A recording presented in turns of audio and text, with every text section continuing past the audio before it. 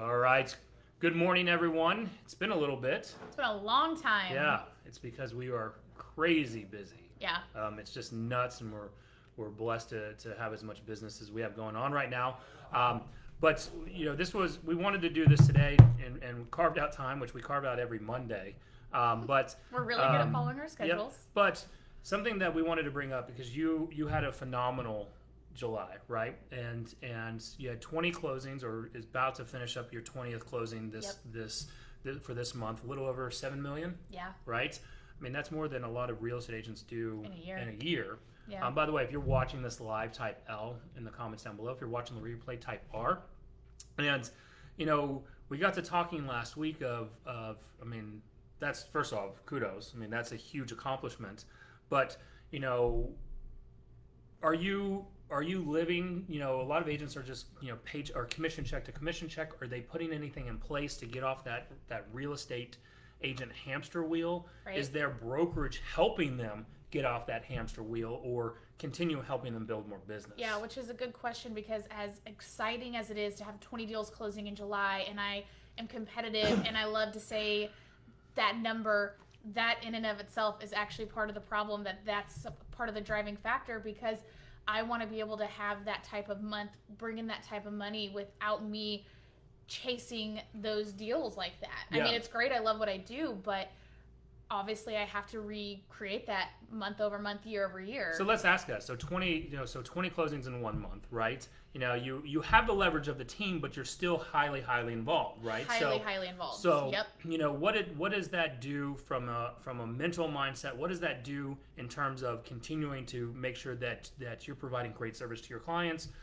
What does that do for your future business in terms of your lead generation? Yeah, absolutely. There's no doubt. I mean, as an agent, you know that you never want the right now business to stop you from generating that future business. But, when you get to the point where you yourself are doing that many deals at a time, it is really hard to keep your future business happening, especially since, this many deals during Corona pandemic, like, emotions are heightened. It's a whole new level of service and client management, and it's the first time I've ever done this many deals at once, so then there are plenty of things that I learned that I need to have in place to better support that type of business, which is great. But it can actually then slow you for future, as well as take my time away, which that's my main income producer, but then I'm not sitting here focusing on possibly finding my own investment or finding a deal. So it can put me in a position where that's all I focus on, and it feels really great. It feels rewarding to throw out those kind of numbers. Like, there's a lot of wins about it, but what I do know is that I don't want to have to do that month over month in order to create that type of income for myself. So what is your plan with that, right? Because again, a little over 7 million closed production, 20 closings, Yep. right? The income you're going to make is great income from that. Yeah. Right? So to say that, if you were to say like, oh, I'm living commission check to commission check, people would probably call bullshit on that. Yeah, for right, sure. For right now, but that money's only going to last for so long unless you're putting systems in place. Even leveraging out a team, you're learning where your threshold is of what extra you need to do in order to provide great care for your clients, right? So that the referrals keep coming in, which helps you, even with referrals, kind of helps you get off that real estate hamster wheel from the lead generation prospect. For sure. I do not lead gen the way I used to, and my business is only growing. And then you're looking at, all right, how can you create that residual income, right? And something I posted today, let me find it real quick. Something I posted today on my Instagram by our buddy Jefferson Santos. He said, stop spending your time chasing money. Start creating systems that bring money to you, right? And that he's talking about more passive income than we talk about, residual income. Yep. And I right? had a talk with an investor last week, and we really talked about the difference between that. And I think that's the big thing is, I think all of us are on the same page that we don't know that we think that passive truly exists, or that passive is forever, but right. Residual is the goal. Right. And with that residual, it's you're not having to work as hard for it. So you're putting, you're starting to create those systems to put in place. One is, one of the questions we talked about last week is, how is your brokerage helping you do that, right? Here at eXp, they help us do that by the stock. Yep. Right. I mean, the stock has gone nuts. Yeah, it has. That stock's gone up. I'm kicking myself because I didn't participate in the stock buying option that we have here at eXp, and I lost out on a potential huge upswing. That's one way to start creating even more and more wealth and income for you. Yep. Right. We have the revenue share, which is helping attract agents to the company. Yep. And helping their businesses take off. Like, who wouldn't want to learn from Elizabeth here, who, again, most agents don't close 20 transactions in 1 year, let alone in 1 month. Right. Right. And so you're doing 20 closings July, $7 million. Like, who wouldn't want to learn from that? Right. And the benefit for you teaching and helping is that you get a little bit of the company's revenue. Yep. And then if I help teach them both how they can go attract other people in as well as continue to sell homes, it becomes a win-win. Yep. Because we all do still need this part while you're building up your residual. You don't just get to go straight to that. You don't really get to just buy your way into that without having something that is still a constant, that is your income producer. Yeah. So what are the systems that you look for when it comes to trying to get off that real estate agent hamster wheel? So, I mean, first and foremost, for me, it was the opportunity that I saw at eXp for those two things that you said specifically.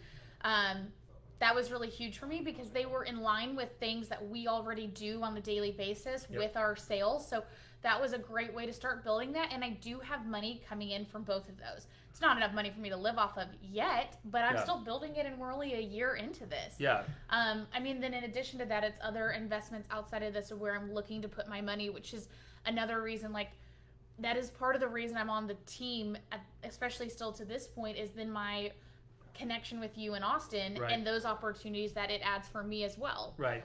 So from a residual side or an income producing side, it is, the residential real estate investment side that you get to learn from, right? Yep. And even part of the closings that you're getting is in part due to the team. So it's mutually beneficial for sure. So it has to be, otherwise neither of us would want to be here. Yeah, and it's the same thing that an agent should look for from a mutual beneficial relationship with their brokerage. Right. Right? That brokerage that you're a part of needs to be helping that person, that agent, create a consistent, sustainable, and buildable business that is going to continue to provide income for them. So let's dive deeper into that real quick, because I know you were having this conversation with someone, and I know it's a thought that we had where this is a really short-sighted thought, and you really have to challenge your mind and expand it to think about this. But a lot of people, when looking at the opportunity here or any other brokerage, will say, okay, well, how is eXp or how is whatever the brokerage is going to help me sell more homes? And what we really realize is that's actually the wrong question to ask. Correct. So can you break that down a little bit further? And the ones who focus on that, where they're keeping themselves down? Well, I sat into, eXp had the lunch and learns, right? And I sat in one and I was like, I disagreed with this person. This person was hugely successful. And I'm like, I'm here to learn how this brokerage can help me sell more houses. And I'm like, as I'm here and analyzing it today, I'm like, that is definitely the wrong question. I definitely believe that your alignment with a brokerage and your alignment with specific people can help you sell more houses.